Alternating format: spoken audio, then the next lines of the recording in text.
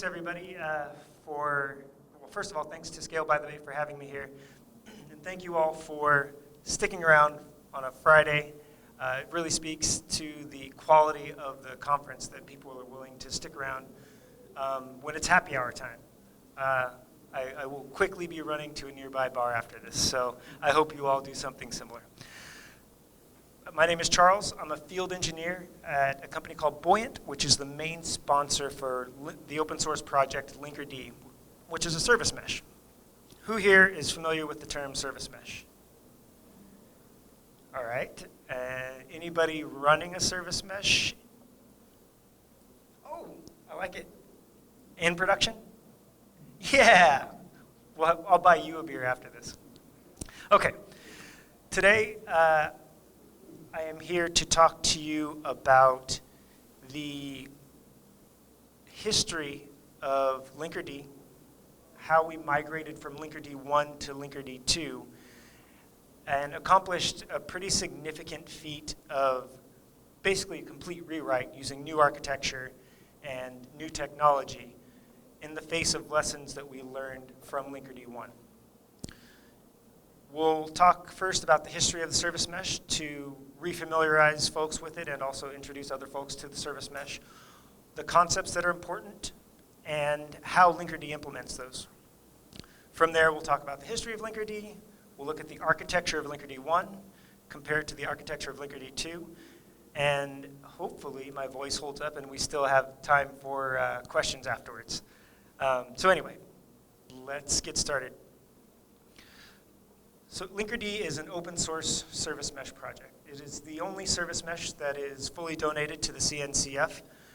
We have a large number of users in production, and more importantly, we have a large community. The CNCF part is really important to us because it ensures our community and our users that we are bound by rules of open governance. So take that for whatever you like. We're pretty happy with it. There are high-level concepts to a service mesh, and what we believe is important that a service mesh is responsible for is the exact functionality that has been built into Linkerd since day one. Those concepts are observability, to be able to capture the metrics for your services that are running in your application, success rates, latencies, and other pieces of information that are considered useful in making sure that your application is healthy. We also focus on reliability, and we accomplish that through allowing folks to build in retries and timeouts. Load balancing is a really big piece of what Linkerd does, what we think a service mesh should do, and I'll talk about how we accomplish that with different protocols. And finally, security is an extremely important topic for us. We talk about a lot of our users are banks or telcos, folks who need security of their east to west traffic, either by regulation or by internal requirements. And so we'll talk about how each of these factors into a service mesh. In order to do that, let's do just a quick background and go over what a service mesh looks like. What we have here is a simple distributed application. There's no service mesh here. We've got, in fact, I would call this a trivial application. We get traffic from the outside, that northwest traffic, which is then passed to services on the inside of the application, which is then the east-west traffic. The service mesh for us operates solely on east-west traffic. So let's say that you're working at this company. It's a startup. You've come up with a brilliant idea, and we now have an application that is serving hundreds, maybe thousands of users every day. Now you're excited. Some suit up in a corner office comes down and says, you know what? We need to do more of A, B, and C, and I'd also like us to add X, Y, and Z. So some of us as engineers or infrastructure operators, we go and we run off and we take care of these things. We build the infrastructure, and I'm glossing over this part intentionally. We build the infrastructure, we write the code, and we end up with our amazing application. Now we are a startup. We have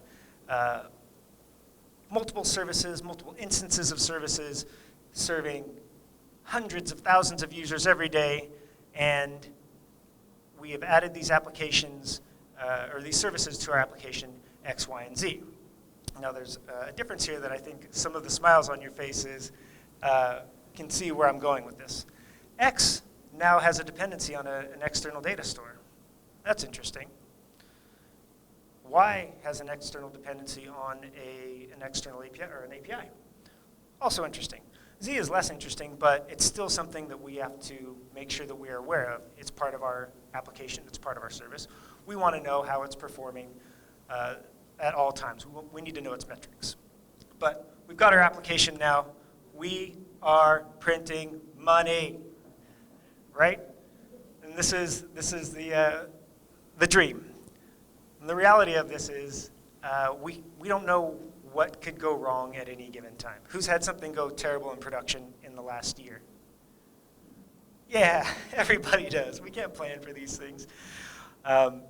So hypothetically, let's say your database just decides to go on fire. Okay, well, we can probably track that down fairly quickly. Or your external API stops responding. We'll figure that out eventually as well. Or some new version of your service that's been deployed has some really terrible performance in it that your test didn't pass, so it was still released. Well, we can manage that as well. Or we'll find it, we'll figure it out, and we can solve for it. Could this all ever happen at once? Who knows? Well, we've seen production instances, but certainly things don't go wrong in a convenient way for us. So with this in mind, let's step back to our trivial application and add a service mesh into it. There are two important aspects to a service mesh for a service mesh. The first is the data plane. In our architecture, the data plane consists of multiple proxies that run alongside the services themselves. One thing to take note of here is that there's actual network traffic that's happening between the proxies and the services that they're adjacent to. I just failed to put an arrow in there to fully indicate that. So imagine, if you will, there's network traffic going on there. What we see is that for every instance of every service, we have a proxy that's deployed. So there are potential issues that could happen with that, but we'll talk about those in a little bit. The next piece of a service mesh is the control plane. So the control plane and the data plane are not new concepts. If my history serves me correctly, which it doesn't always do, the original service or control plane and data plane come from telcos, where they were creating routers for packets and on the towers themselves, so embedded in hardware. So they had an even tougher challenge than we do with our software proxies. The control plane is used simply to configure the proxies so that the proxies themselves can remain lightweight and performant. With Linkerd, we accomplish this through this particular architecture. What you see here is all the components of our control plane on top, and on the bottom is an example of a service that is part of the mesh that has been injected with the proxy. And here the arrows are correct. We have inside of a container, and a lot of the work that we're doing is container, and I'll tell you that Linkerd 2 is Kubernetes first. So we run inside a pod alongside the same container as the service. So that's localhost traffic that's happening between those two. So how did we get from Linkerd 1 out over to Linkerd 2? The pedigree of Linkerd itself comes from our CEO, CTO, several engineers and maintainers who previously worked at Twitter during a time where they were going through exponential growth. And through their experiences, they recognized the pieces that needed to be built into what we consider the service mesh today. So we have Linkerd 1, the Twitter experiences, which is an actual album name. Just kidding. Twitter experiences from 2010 to 2015. Linkerd 1, written in 2016, donated to the Cloud Native Computing Foundation in 2017, and Linkerd 2, released in 2018. Just to give you another example of what happened at Twitter, they had a gigantic monolith application built on Rails. And I'll preface all this by saying I wasn't there for any of this. This is all things that I heard, so their architecture doesn't or never actually looked like this. So they had a gigantic monolithic application built on Rails, and they started getting tremendous exponential growth in the late 2000s. I'm sure some of you experienced the fail whale when that happened and were frustrated by the fact that people couldn't read your tweets. I certainly was. So their infrastructure team, began to look at what they could do using virtualization to break out the monolith into separate pieces so that they could begin to manage different parts of the application at smaller pieces of the application at larger scale. And the result of this is that you have more moving parts, more complexity, but better control over each of those pieces. And I think it was somewhere in 2015 that they officially retired the fail whale. So Twitter did a good job of doing that, and the lessons learned by the folks who work at our company and who are maintainers for our open source project, we brought all of those over into what is now Linkerd 1. So what is Linkerd 1? It should come as no surprise based off of that we built it off of the Twitter stack. That means that we use the JVM with Scala, Netty, and Finagle. Finagle is a library built on top of Netty in Scala that the Twitter team has open sourced and is widely available. Anybody familiar with Finagle? Okay. Have you used it in production? Okay, good. So we like to call it, our Linkerd 1 was Finagle in a box. We leveraged all of the functionality so that we didn't have to rewrite new code. We could get this product, an open source product, out to people who needed it, who were looking to migrate, do a similar migration from a monolith over to microservices. The result of this was that we exposed aspects of Finagle in a proxy form. So this is a process that you can run that would intercept requests and send them wherever you want them to go. How do you configure them where you want them to go? Well, you use a YAML file, of course. I'd like to point out that we were way ahead of the YAML trend, so you're welcome. And so I say that tongue-in-cheek because we learned some lessons as a result of that. Anybody tried to run the JVM on every request that comes into a system on multiple services? I like that. He gets it. This guy gets it. So yeah, it has a high resource cost. It was tremendous it was a hard pill to swallow sometimes. The trade-off is that the functionality was there. People could use the Linkerd proxy to get these metrics to make sure that their application was running well. There was just high overhead, the high cost to doing that. It's kind of like a Ferrari, right? No? Okay. I tried. Another issue that we ran into was cultural resistance. You had operators, infrastructure folks who just were hesitant to provision this much resource to a JVM. And a good example of this here is 150 megabytes.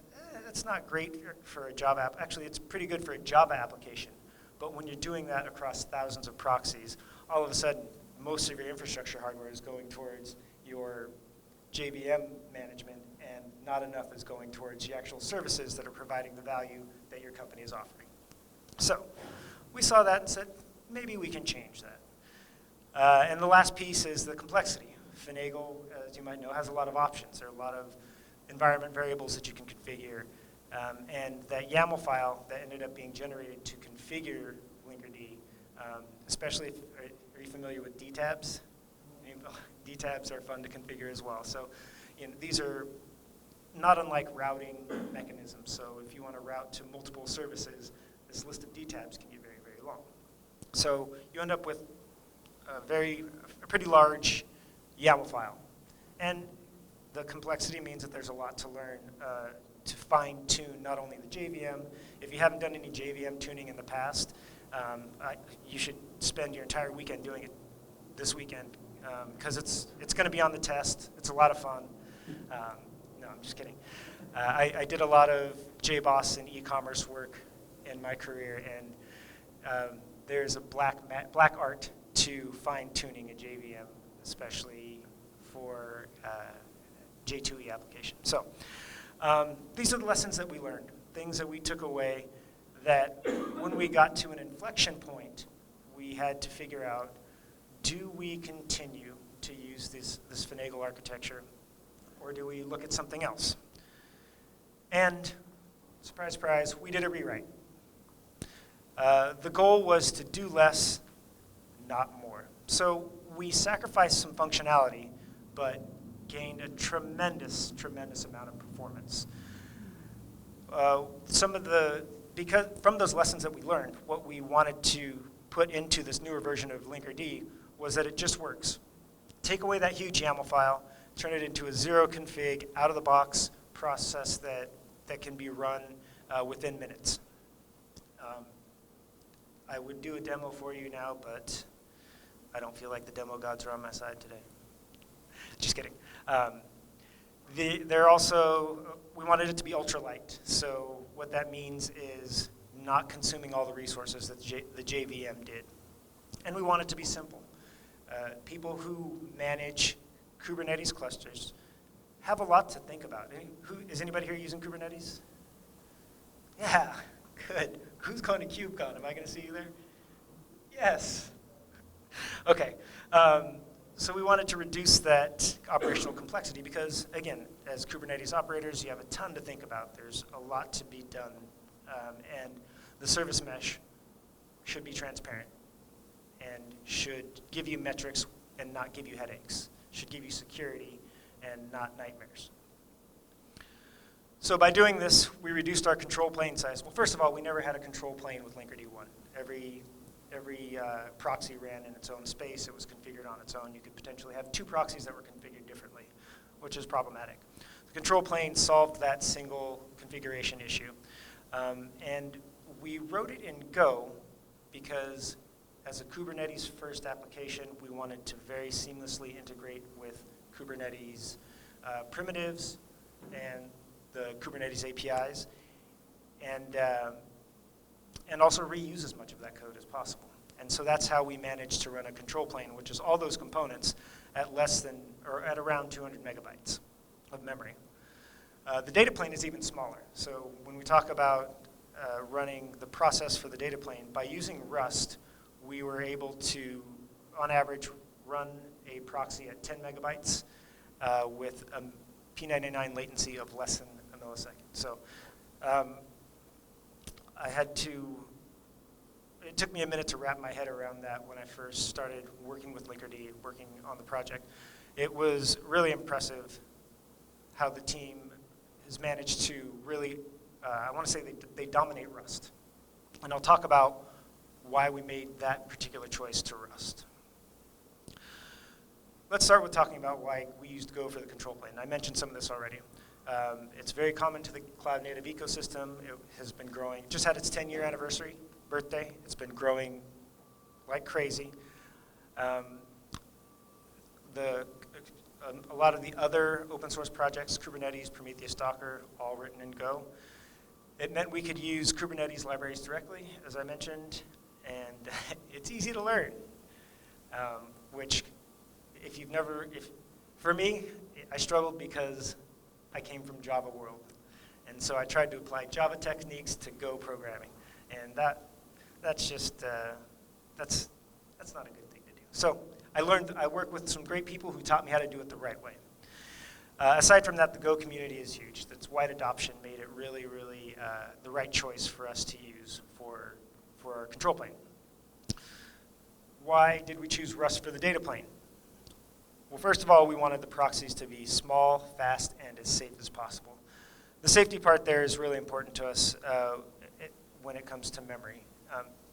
to give you the alternative, we could have considered C++, and at that time, around 2015, there were still memory issues, known memory issues in C++.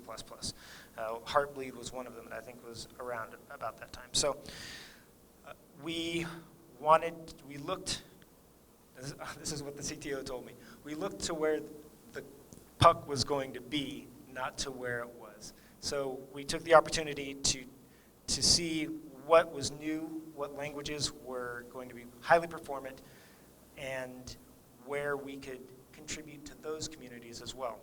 So much of the Rust development has been prompted by the work that we've done in Linkerd, specifically with regard to the HTTP networking crates, the libraries that belong to those. So Rust is an ideal language for being small, fast, and safe. The native code has the memory safety guarantees, zero cost abstractions, and again, direct control over the memory allocation. The additional piece of that is coming from Scala. The engineers at the time felt that Rust was a good fit, a good transition without having to learn too many new idioms. Finally, the Rust motto, which I actually learned today, is fast, reliable, productive, pick 3. And that's kind of the mentality of the Linkerd community is let's just do something and do it really, really well. So that's how we landed on Rust coming from Scala. As a result of making those choices, we had some scary questions to answer. So do we really want to write Finagle? No. That actually led to answering those questions. Were all the networking libraries? There weren't any in Rust at the time, or there were very few. Will the Rust community keep growing? Who knows? It could be a language that just doesn't continue. The JVM is getting better. We actually tinkered with the Graal VM for a little bit. It didn't quite get us down to that smaller memory footprint where we wanted it to be. And then the question that nobody would have even thought to ask now is Kubernetes going to take off? And you know, it has. So we are fully on board, and these are the questions that we had to answer. And at the time, in retrospect, it seems like they're very easy questions to answer. At the time, they were challenging. We weren't sure there were many conversations that had to be had in order to properly answer these questions. So fast forward to today. The gamble paid off. There are a lot of great Rust networking libraries. You've got Tower, Tokyo, and Hyper. And again, our community has contributed to building those, working with the Rust community. A lot of people are picking up on Rust. The community itself is growing like a weed. Contributors to Linkerd,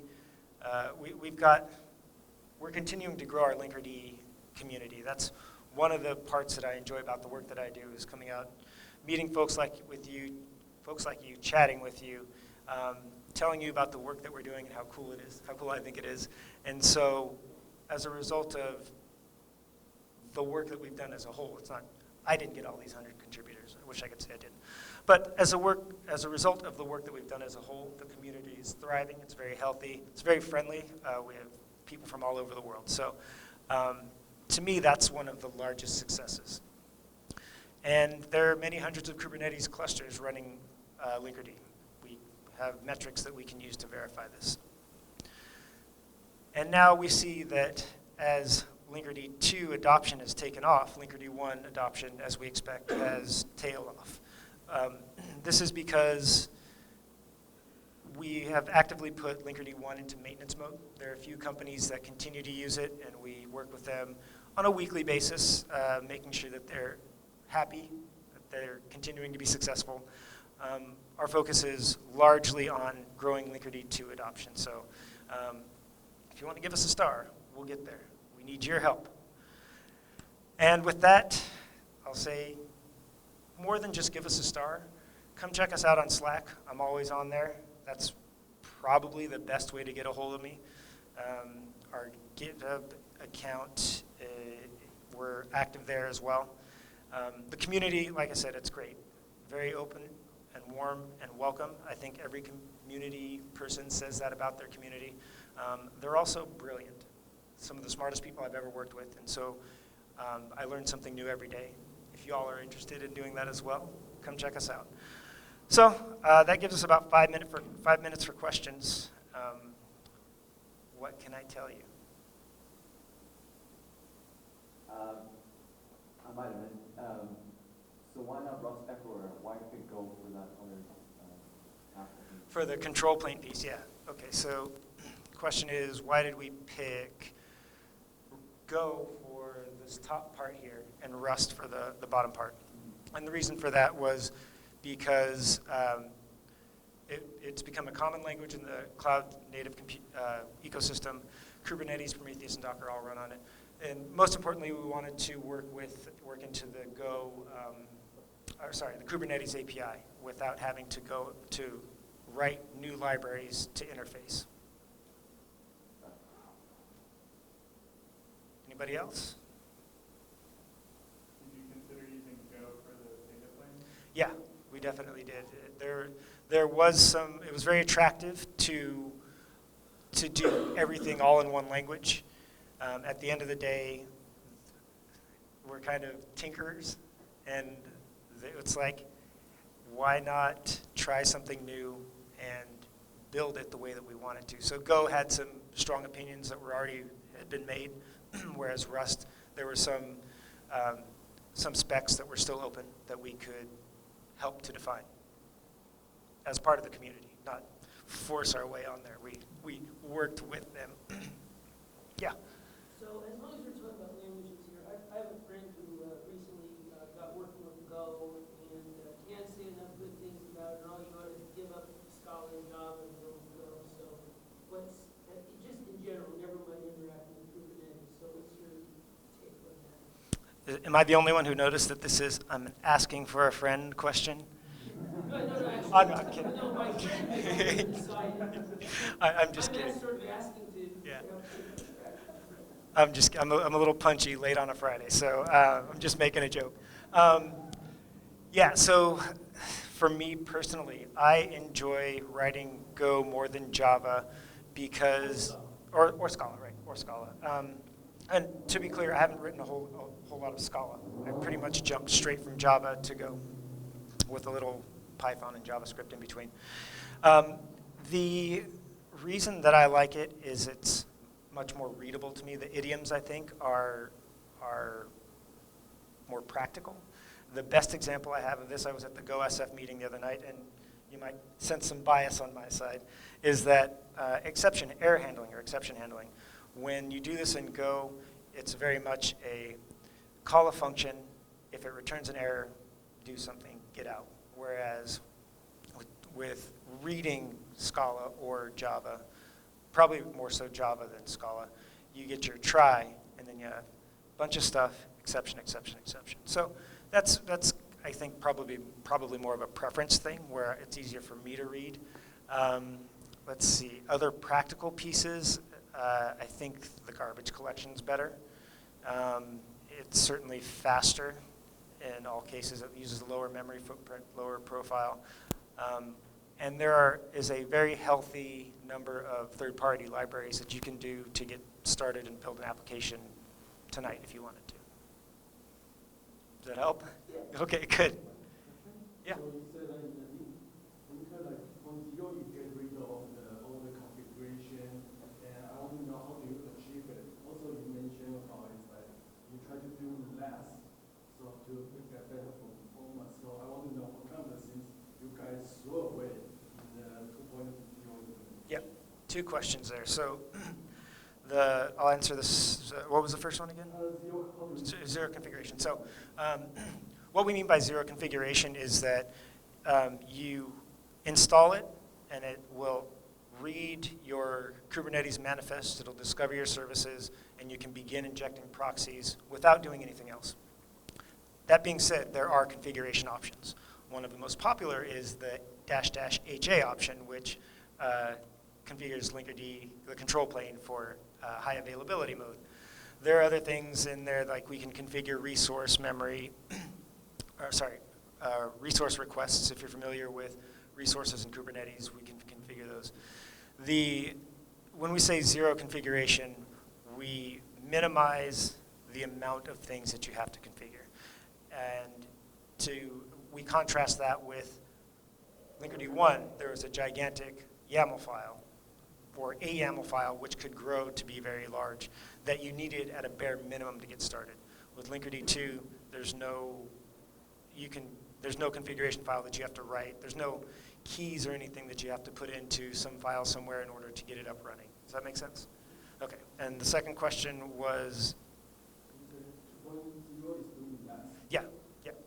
So yeah, the main feature that we threw away was plugins.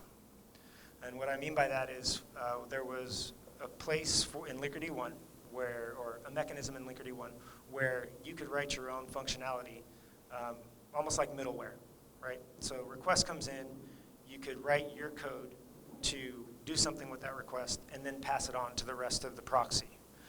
We got rid of that. So right now there's no pluggability. You can't customize it. But we do that intentionally because one of the first things that we saw is that people would come in, they'd write their plugins and say, your service mesh is just way too slow. Say, well, let's look and see how many plugins you've got running there. Let's see what plugins you've got running. So, but we are looking to solve that in the future. If anybody's curious about WASM, we're thinking about using that to solve that problem, to be able to enable plugins again. So that's probably the main one. There are others there too, which I'm happy to discuss after. Anybody else? I'm officially out of time. See, even the computer knows it.